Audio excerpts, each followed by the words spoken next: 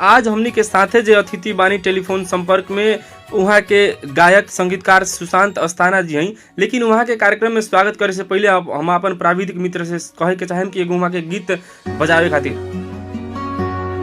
सुख साधन के सब नजराना होखे, रिद्धि सिद्धि के भराला खजाना होखे। सुख साधन के सब नजराना होखे, रिद्धि सिद्धि के भराला खजाना होखे। नित नित नव व्यंजन परोसल जाई, नित नव व्यंजन शिवा के दोहा सोनिए शिवा शिवा के दोहा। चौका बैठले महादेवा, गैनियल साय बहियाल पाई गौरा देवी। इहनी माना सोनी शिवा।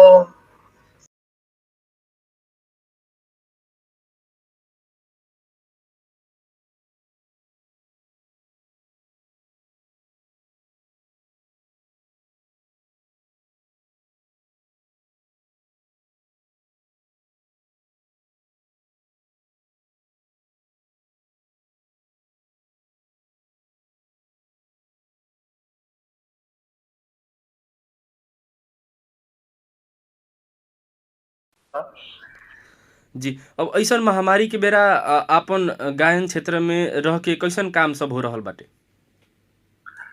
श्याम जी, देखिए, महामारी तो बहुत बुरा दशा में चल रहा बा, लेकिन फिर भी एगो गीतकार, संगीतकार और एगो गायक के होकला के नाते हमनी के अपना फर्ज से जितना हो सकता लोग के मनोरंजन कईल हमनी के हमार पेशा है।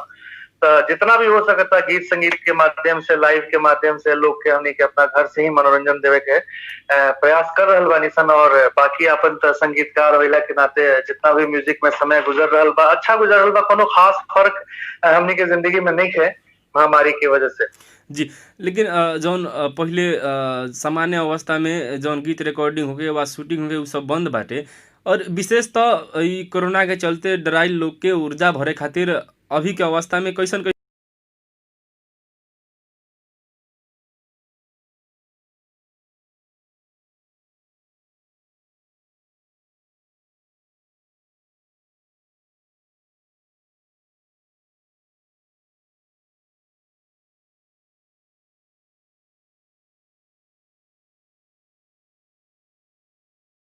जहाँ तक बात बावे, रिकॉर्डिंग खातिर तो धीरे धीरे लोग प्रयास कर रहल बा। कुछ लोग अपना घर से भी रिकॉर्ड करके गाना बजाना कर रहल बा। और मैंने जौन जौन रास्ता जेकरा जेकरा बन सकेला वो अपना वही रास्ता के हिसाब से लोग अपना मनोरंजन के लोग तक पहुंचा रहल बा कैसे भी। जी, अब हमन के भोजपुरी में बहुत सारा अंग बा जेमे काम बहुत लोग करतानी। राउर विशेषतः कैसन कैसन विधा में विशेष काम हो रहल बाटे? देखिए, भोजपुरी के तो खैर भोजपुरी एगो ऐसन अंतर्राष्ट्रीय भाषा बा जौना के फैन पूरा वर्ल्ड में बाड़न, मतलब पूरा विश्व में भोजपुरी के सुनल जाला। तो हम अपना स्तर से भोजपुरी के कुछ खास विधा पर काम कर रहल बनी, जैसे भोजपुरी में गजल विधा पर बहुत काम कर रहल बनी। कुछ पारंपरिक जो चीज बा जो एकदम शुरू से हमनी के माता जी लोग, दादी या लोग जो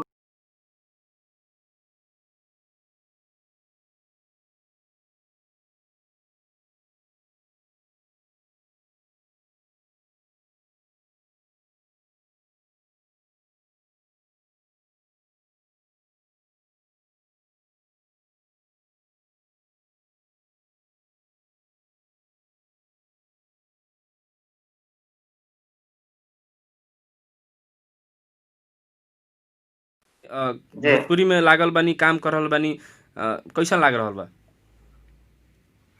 देखिए अच्छा लग रहा बा। सबसे बड़ा चीज तो बा श्याम जी की हम हिंदी के क्षेत्र में भी गाना बजाना करे नहीं। हमार शोज वगैरह होला, लाइव शो वगैरह, लेकिन भोजपुरी के क्षेत्र में हम पैदा भइल बनी। भोजपुरी हमारी मातृभाषा।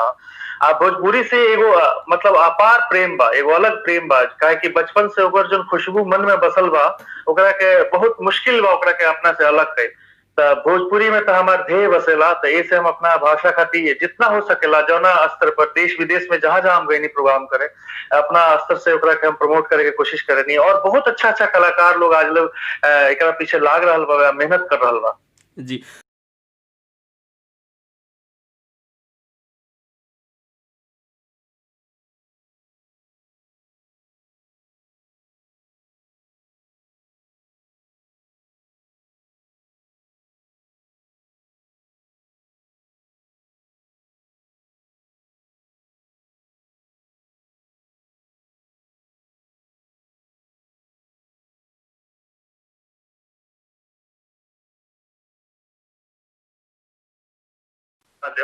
वही के एगो अच्छा छंद बा, ओकरा के हम सुना रहल बनी, शिव जी के ही ह।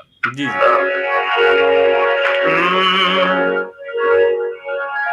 अरे चौका बैठल गईनियल सहाय, बहियाल पाई गौरा दे, इहनी मन सुनी शिवा, शिवा की दोहा सुनी शिवा, शिवा। और एक साथे साथे हम कुछ कुछ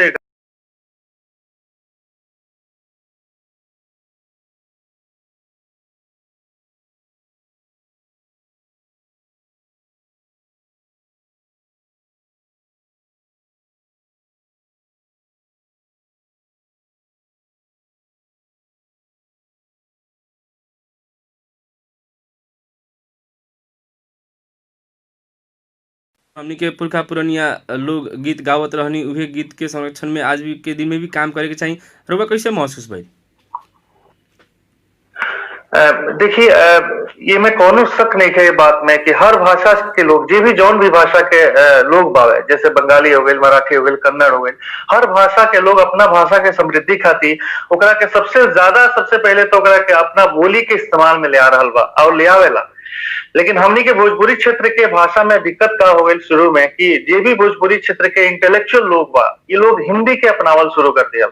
बाहर जाके लोग दूसरा के परिवार के साथ जिए लगल, तो फिर वो समाज में लोग हिंदी के बोलचाल, हिंदी के भाषा के बोलचाल के इस्तेमाल ज्यादा करे लगल अपना बच्चन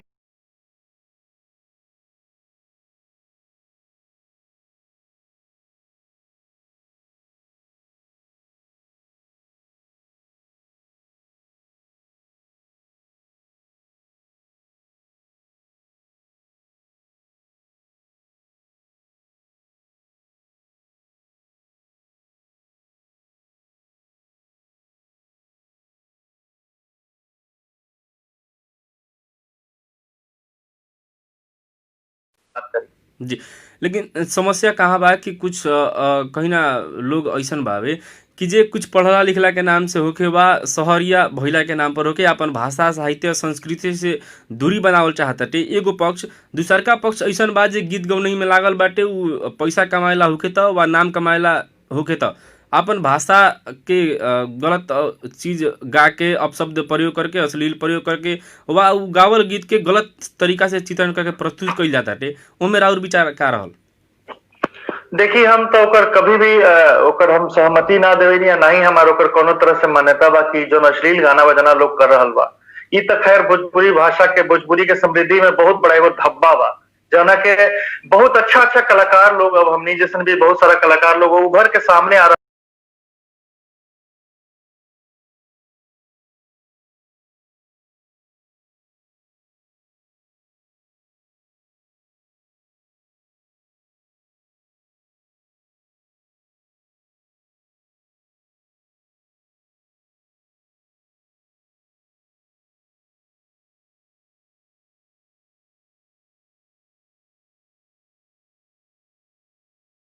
दशा ये लोग खराब गई।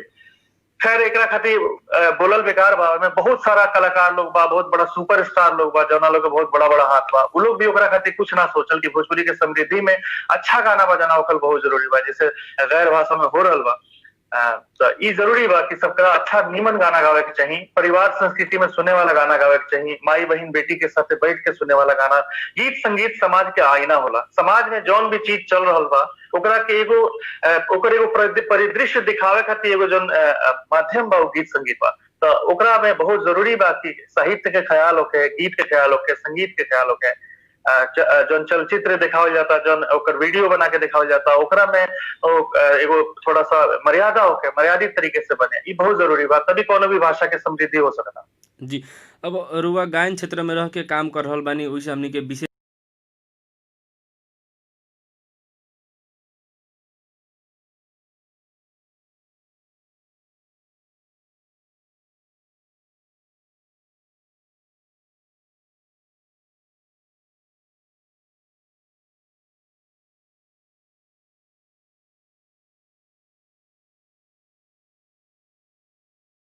दो राय नहीं है, पूरा वर्ल्ड में भोजपुरी का जाने जला। आप कोनो भी देश में चल जाएंगे, हर देश में हमने के प्रोग्राम करके, बहुत सारा देश में हम भी खुद भी प्रोग्राम करके आइल बनी। बाहर के कई सारे देश में, फिजी में, सूरीनाम में, दुबई में, सऊदीया में लोग सुन रहल बा। एजी के लोग बा, हमने के तरफ के भी लोग बा। तो ये भाषा के समृद्धि में कोनो दो राय नहीं है कि एकर जौन भविष्य बा बहुत उज्जवल बा और बहुत अच्छा हुई। हमरा एगो अच्छा उम्मीद बा कि भोजपुरी फिर से एक तरह से एकदम पाक साफ तरीका से लोग के बीच में पहुंची, और आप सब कितना अच्छा प्रोग्राम लेके आ रहल बनी। भोजपुरी के समृद्धि खातिर चौकस प्रोग्राम बनेले बनी, और एमे साहित्यिक बात होता, साहित्य पर बात हो रहल बा। तो इस तरह के बहुत सारा लोग अब धीरे धीरे भोजपुरी के समृद्धि खातिर आगे आ रहल बा, और एकर हमनी के सब लोग के मिल के जम के स्वागत करे के चाहिए और पूरा सहयोग भी देवे के चाहिए। जी जी। हमनी के चौकस में बानी सन, चौकस में बात कही रुआ से चलत रही, लेकिन राउर जे आवाज के जादू बा,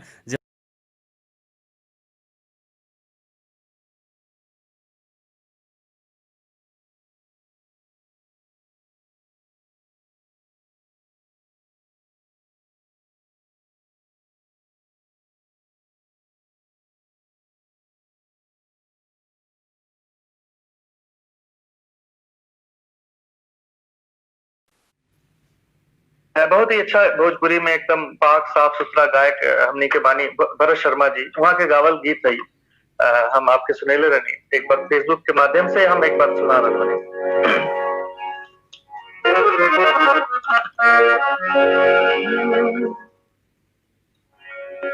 जेकर बलमा बसे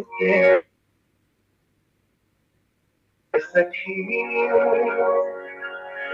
जेकर बलमा बसे परदेस रे सखी, ओकर ससुरा से नीक नहीं हरवे बा।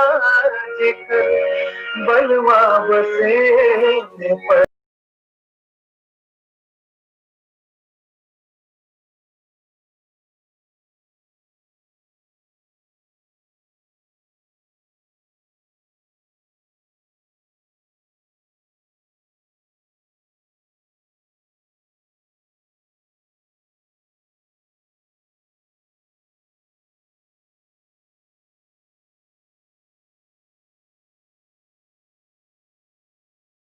खजाना होके,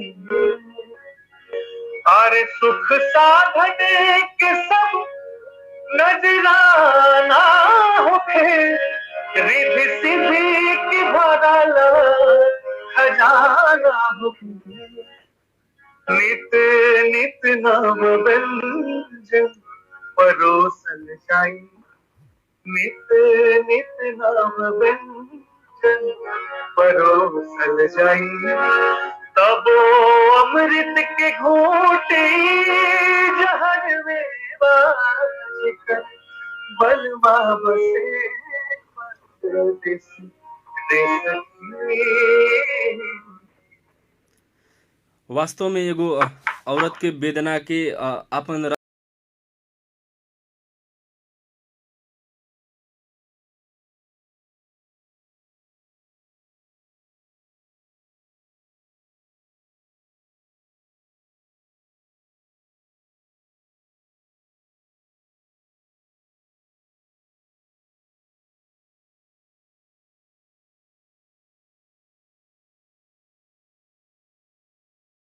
कुछ लोग भोजपुरी के गलत तरीका से चित्रण कर रहल बावे पैसा कमाए खातिर। हमनी के पहले ही बात कइनी हसन, ओ विषय पर भी बात भइल हवे। अब रउआ आपन भाषा जी साहित्य के कहीं ना कहीं वैसन चीज के विरोध करते हुए कैसन काम कर रहल बानी?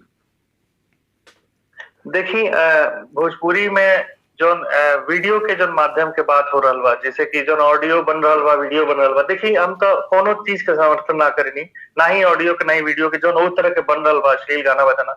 और सबसे बड़ा दुख ए बात के बा श्याम जी की जे लोग परचम लहरा रहल बा अपन, जे सुपरस्टार बन गए, उ सब लोग भी एकरा समृद्धि खातिर कुछ ना सोचल। सब लोग अपन अपन पैसा कमाए खातिर रोटी सेक रहल बा और अपना अपना तरीके से एकरा के प्रस्तुत कर रहल बा। आ दूसर चीज बा कि लोग पसंद भी कर रहल बा, काहे कि हम देख रहल बानी कि वैसन गाना बजाना आवेला ओकरा के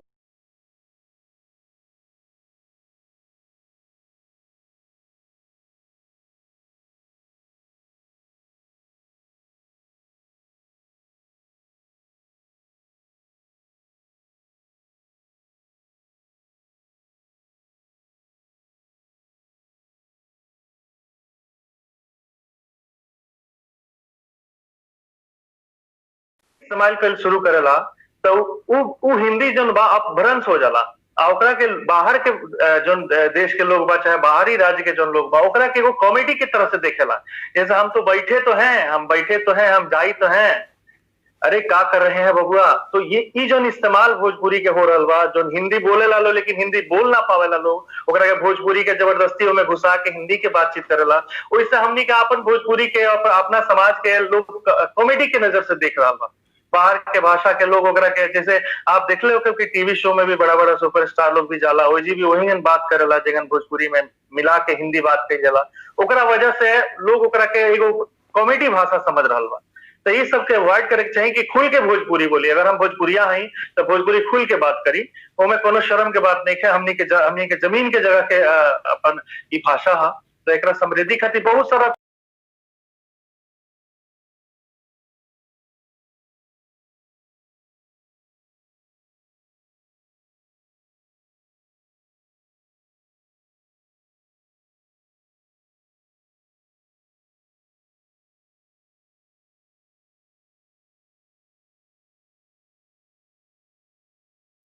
म्यूजिक बनावे विशेष तो कैसन गीत वहाँ लोग गावे के प्रयास करेनी, और राउर सलाह का रहेला उ लोग के? देखिए सबसे पहले तो हमनी के साहित्य पर बहुत ज्यादा ध्यान देने की। अगर अच्छा साहित्य बा तबे हम अपन संगीत केहू भी कलाकार के दे पावनी। और आप सबके स्नेह प्यार से हम इंडस्ट्री के तमाम बहुत बड़ा बड़ा सिंगर लोग के अपना म्यूजिक में गवैले बनी। उदित नारायण जी, कविता कृष्णमूर्ति, कुमार शानू, जावेद अली, चाहे बहुत सारा बॉलीवुड के भी सिंगर लोग के हम हमेशा कोशिश करेनी कि जो साहित्य बा, जो गीत बा संगीत के, वो सबसे ज्यादा जान होला, बेस एकदम उहे बा। ओमे कोनो तरह के भी त्रुटि ना होके, जाने से समाज के बीच में जाके ओकर कोनो हसाई होके या कोनो तरह के शिकायत होके। तो हम अच्छा साहित्य पर काम करेनी। भोजपुरी में अभी हम गजल, जैसे गजल विधा पर बहुत कम बा भोजपुरी में गजल, हम गजल पर बहुत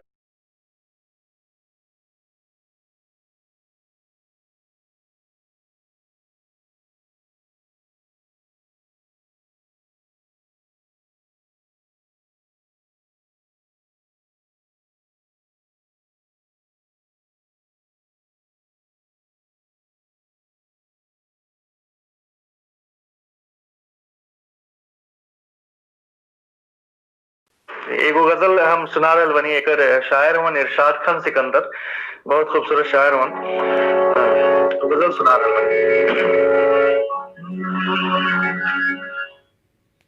हम मान भी ले लेकिन आसार तक कम बातें। हम मान भी ले लेकिन आसार तक कम बातें। जे पी है जी, जे पी है जी, खुद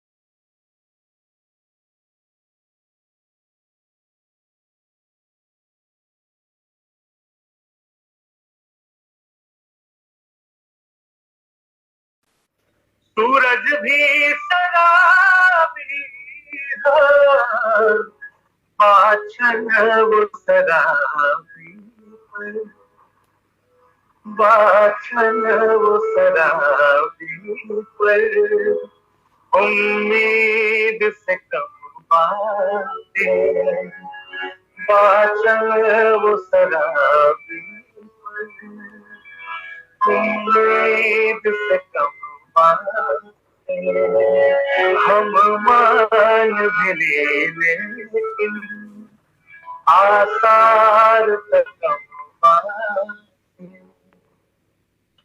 जी भोरे भोरे के बेरा ऐसन स्वर में ऐसन ऐसन चीज सुने के मिलताटे। हमनी लगा संपूर्ण के दिन आज चौकस भले हमनी के पूरा विश्वस्त बानी सन, ओकरा खातिर रउआ के ढेर सारा धन्यवाद। अब हमनी बहुत के बहुत शुक्रिया। जी अब हमनी के अस्थाना जी के आवे वाला दिन में अपन भोजपुरी भाषा साहित्य समृद्धि करे खातिर कैसन कैसन योजना रही? हमार योजना बहुत अच्छा बा। हम चाहतनी कि भोजपुरी में जौन विधा दूसरा भाषा में भी आ सकल था, जौन दूसरा भाषा के लोग भी अपन समृद्धि में जन जन लागल बा, हमनी के भी अपना भाषा के समृद्धि खातिर उस सब विधा पर भी खाली काम करे के पड़ी। जैसे हमनी के पारंपरिक विधा तो बहुत बहुत पारंपरिक में तो हमनी के बहुत धनी बानी सब, काहे कि भोजपुरी एगो ऐसन भाषा जना में दुनिया के एगो एकमात्र भाषा जना में सबसे ज्यादा पारंपरिक विधा गावल जाला। हमनी के परंपरा में बहुत सारा शादी ब्याह के गीत बावे, रोकनी के गीत बा, जस्सारी के गीत बा, माड़ो के गीत बा, मुंडन के गीत बा, हर तरह के गाना बजाना बा। लेकिन एकरा अलावा हमनी के बहुत सारा विधा पर काम करे के पड़ी। जैसे हम आपके सुना रहल बनी गजल, इस तरह की भी चीज सुनावे के पड़ी ताकि श्रोता लोग के कोनो तरह से कमी ना होके कि वो दूसरा भाषा में माइग्रेट होके। हमनी के जो भोजपुरी श्रोता बा ओकरा हर तरह के चीज हमनी के अपना भाषा में मिले।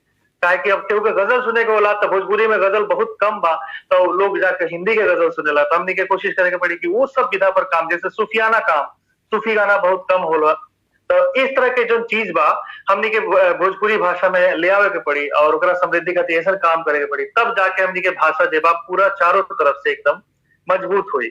जी अब हमनी के भोरे भोरे इतना समय देनी, इतना अमूल्य अपन समय देनी, हमनी के भोजपुरिया समाज से अपन मन में लागल बात कहनी, ओकरा खातिर रेडियो सानवी की ओर से और हमरा व्यक्तिगत की ओर से रउआ के ढेर सारा धन्यवाद। सही सुप्रभात बाटे। बहुत बहुत शुक्रिया बा। और जितना भी लोग हमरा के सुन रहल बा आपकी वो लोग के बहुत बहुत शुभकामना बा, बहुत बहुत धन्यवाद बा। और सब लोग से हमारा आग्रह बा कि ऐसा प्रोग्राम से जुड़ल रही, चौकस प्रोग्राम और जे साहित्य और समृद्धि खातिर काम कर रहल बा, तो ये खातिर हमार बहुत बहुत शुभकामना बा श्याम जी। जी धन्यवाद। जी श्रोता, आज हमनी के साथे रहनी है लोक गायक संगीतकार सुशांत अस्थाना जी, जिनका से हमनी के आज के अवस्था में भोजपुरी में रहल समस्या, भोजपुरी में कईल जाए वाला काम और विशेष तो सांगीतिक क्षेत्र में कैसन कैसन समस्या बा वो विषय पर हमनी चौकस बतकही कैनी सन। उहाँ के अपन भाषा में रहल हमनी के जौन पुरखा पुरनिया दादी आजी लोग गावत रहनी उ गीत के आज भी अमर बनावेला, अपन भाषा में अपन म्यूजिक में नया तरीका से प्रस्तुत कर रहल बानी और हमनी के समाज के अगाडि लिया रहल बानी। ओकरा खातिर उहाँ धन्यवाद के पात्र भी बानी और उहाँ ऐसा कुछ पात्र के हमनी के आवश्यकता बा जे हमनी के पुरान जौन चीज बा ओकरा के नया तरीका से प्रस्तुत कर पाई अपन समाज में कि उ लोग सुने खातिर ललायित होको। हमनी के अब फिर भी नया अतिथि के संगे रुआ सबन के माज में उपस्थित होके